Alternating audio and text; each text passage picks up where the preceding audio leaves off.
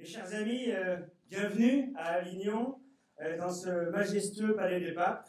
Merci à vous tous d'être venus si nombreux et merci tout particulièrement aux différents intervenants que je présenterai tout à l'heure et qui ont accepté cette invitation que je leur ai faite au nom de notre groupe parlementaire Europe des Nations et des Libertés, dont vous savez qu'il est composé de 37 députés de 9 pays différents et qui est à lui seul finalement emblématique de notre volonté de construire une autre Europe et non pas d'être opposé à l'idée européenne.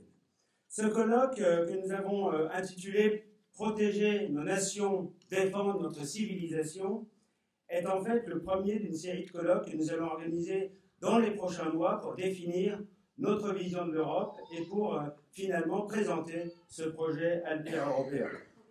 Caricaturés par nos adversaires, nous sommes généralement affublés du qualificatif d'eurosceptique quand ce n'est pas tout simplement d'europhobe.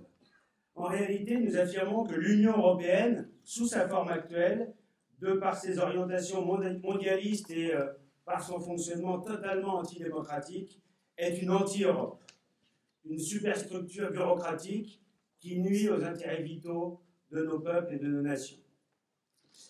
Mes chers amis, ayons bien à l'esprit que leur anti-Europe n'a que 60 ans d'existence, tandis que notre Europe s'appuie sur plusieurs millénaires au cours desquels se sont forgées les identités des peuples qui la constituent. Voilà pourquoi j'ai souhaité que nous nous réunissions aujourd'hui dans un lieu chargé d'histoire. Le Palais des Papes d'Avignon, qui nous accueille aujourd'hui, est rien de moins que le plus grand édifice construit dans le style gothique qui, parti d'Île-de-France, s'est développé sur tout notre continent. Comme vous l'avez sans doute remarqué, nous nous trouvons actuellement ici dans une salle qui porte le nom de Benoît XII. Il s'agit du 3e pape installé en Avignon, celui-là même qui lança la construction du palais en 1335, soit 30 ans après l'élection du premier pape français, Clément V. Sans doute y a-t-il parmi vous des lecteurs des Rois maudits de Maurice Druon qui racontent de manière très romancée évidemment comment et pourquoi Philippe le Bel entra en conflit avec le Vatican et finit par obtenir le transfert en France des États pontificaux, et ce pour une centaine d'années. Si je ne suis pas là pour vous faire un cours d'histoire, je n'en ai d'ailleurs pas les qualités et les compétences, pas plus que de religion, à l'heure où certains hommes d'église cherchent parfois à se mêler un peu de politique, oubliant les sages paroles de l'Évangile qui voulaient rendre à Dieu ce qui est à Dieu et à César ce qui est à César, je ne pouvais pas m'empêcher de rappeler incidemment cette démonstration de force du pouvoir temporel, puisqu'elle a permis l'érection du monument majestueux où nous sommes réunis aujourd'hui. Inscrit sur la première liste des monuments historiques en 1840, ce bâtiment est en effet un des fleurons de notre patrimoine. Quelques ayatollahs féministes parisiennes voudraient maintenant, d'ailleurs, vous l'avez entendu, que nous parlions de matrimoine. Voilà. Passons sur les délires de ces furies vertes de la ville de Paris qui veulent déconstruire l'héritage de nos pères, de nos aïeux, et arracher ainsi le concept de patrimoine à l'idée de patrie. Cet héritage légué par nos ancêtres est précieux et il nous appartient de le conserver, de le protéger pour le transmettre et l'enrichir encore. C'est bien notre riche patrimoine, accumulé au fil des siècles, qui fait de la France une des toutes premières destinations touristiques au monde. Au-delà des retombées économiques qu'il génère par les millions de touristes qui viennent l'admirer, notre patrimoine est surtout précieux en ce qu'il est une composante essentielle de notre identité culturelle et historique. Disséminés sur notre territoire, ces grands édifices qui font de la France un musée à ciel ouvert racontent l'histoire de notre pays et de notre peuple. Il en va de même de notre statuaire public. Je ne parle pas là des horreurs de l'art contemporain, grassement subventionné, mais plutôt de nos monuments aux morts et autres statues de grands hommes, et d'ailleurs aussi de grandes femmes qui ont fait l'histoire. Sur les places publiques, aux angles des carrefours, des personnages immobiles, plus grands que ceux qui passent à leurs pieds, vous racontent, dans un langage muet, les pompeuses légendes de la guerre, de la gloire, de la science et du martyr.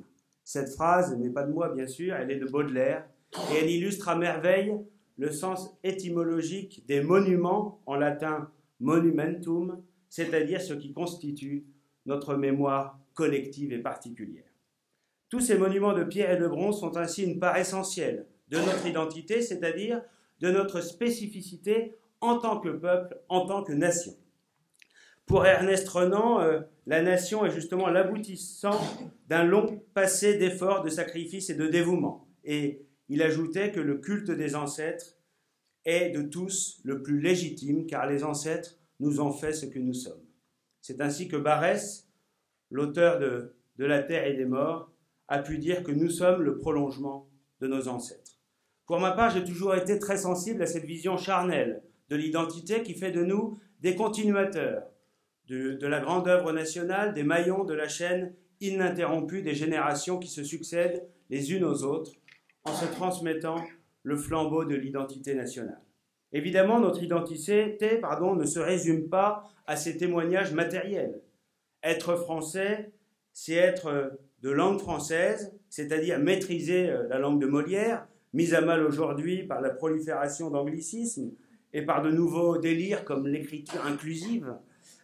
Être français, c'est vibrer au souvenir du sacre de Reims, mais aussi au récit de la fête de la Fédération, pour reprendre une célèbre formule de l'historien Marc Bloch. Être français, c'est aussi un mode de vie, un certain art de vivre, fait de vin et de fromage, une façon particulière d'être au monde et aussi de voir le monde. Or, plus généralement, cette vision du monde, de l'homme, de la nature, héritée notamment de poèmes fondateurs comme l'Iliade et l'Odyssée d'Homère, ou bien l'imaginaire arthurien, c'est aussi ce que nous avons en partage avec les autres nations européennes. Car tous les peuples du vieux continent sont, à des degrés divers, les héritiers de la Grèce et de la Rome antique, mais aussi du bouillonnement intellectuel des premières universités médiévales, héritiers de la philosophie grecque, du droit romain et du christianisme. Même s'il y a évidemment des spécificités nationales et régionales, parfois très fortes et singulières, tous les peuples d'Europe ont été influencés par les mêmes grands courants de pensée et d'art.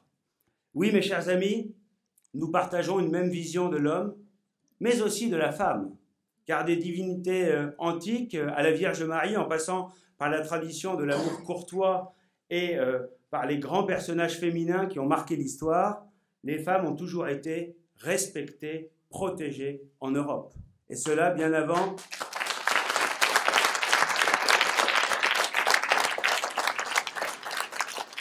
Et cela bien avant d'ailleurs, et beaucoup mieux que par le féminisme, la parité imposée ou l'idéologie du genre. C'est tout cela et bien d'autres choses encore qui font que nos nations forment ensemble une civilisation. Or, notre civilisation commune est aujourd'hui menacée par les dirigeants d'une Union européenne qui n'aura bientôt plus d'européenne que le nom. C'est une Union européenne qui se définit par des valeurs abstraites, désincarnées. Et l'homme de leurs droits de l'homme n'est qu'un homme hors sol, simple producteur ou consommateur et finalement esclave du marché avec un grand M, le marché mondialisé d'hommes interchangeables, c'est là leur religion.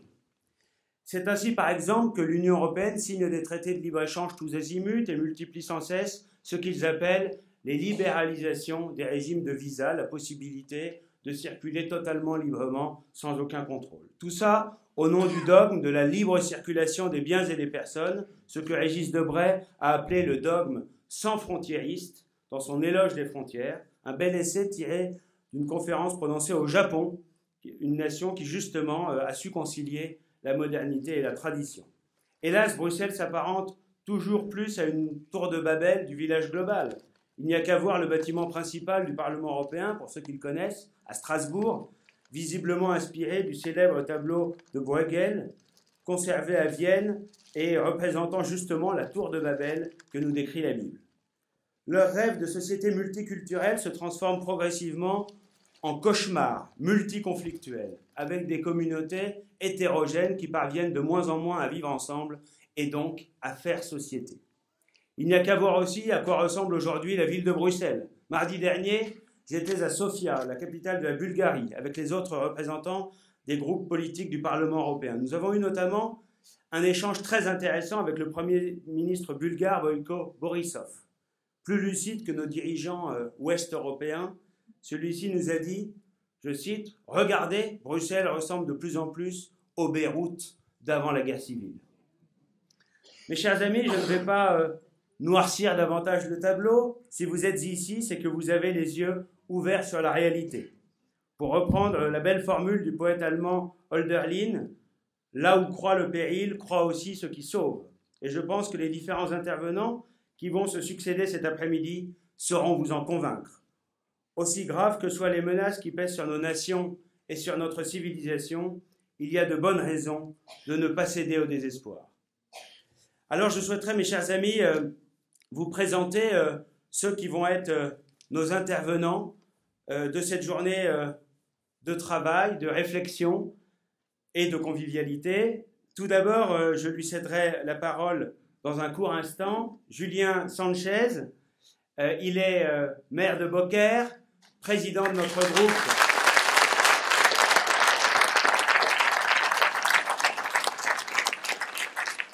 Maire de Beaucaire, il est président de notre groupe au Conseil régional d'Occitanie, qui comporte une quarantaine, je crois, de conseillers régionaux. C'est une puissante force politique et il est un des cadres les plus importants du mouvement, porte-parole du Front National, et il a donc de multiples casquettes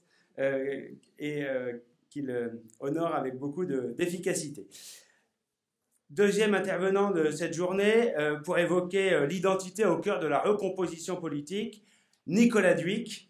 Il est médecin, maire de Brienne-le-Château dans l'Aube. Il a été conseiller général de ce secteur et il a été député UMP puis les Républicains pendant 10 années jusqu'en juin dernier. Merci Nicolas.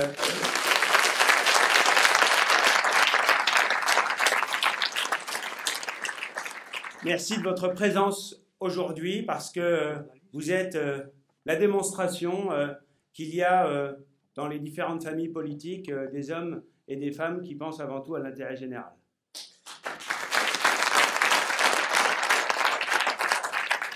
Ensuite, Laure Lavalette évoquera la famille, transmission et solidarité.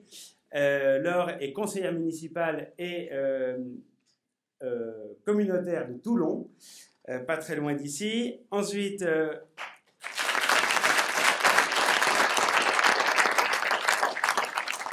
nous aurons une table ronde consacrée à l'immigration et l'islamisme. Quelle réponse politique? Avec Mylène Troszczynski, qui est députée européen, députée française au Parlement européen, élue en Picardie, conseillère régionale dans la région Hauts-de-France, avec Nicole Hecht,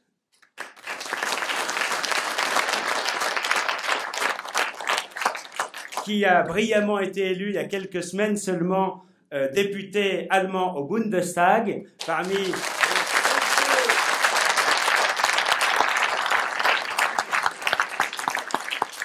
les 92, je crois, députés de l'AfD, avec également pour cette table ronde Mario Borghezio,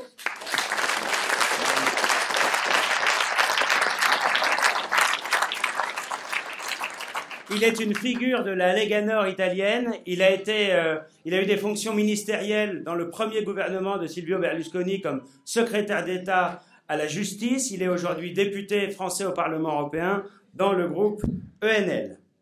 Italien, mais dans le français aussi.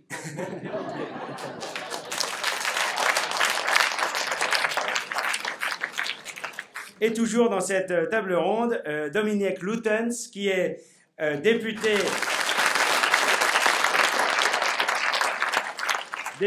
au Parlement régional de Bruxelles-Capitale, où il dirige depuis 1995 le groupe du Vlaams Blok, devenu Vlaams Belang.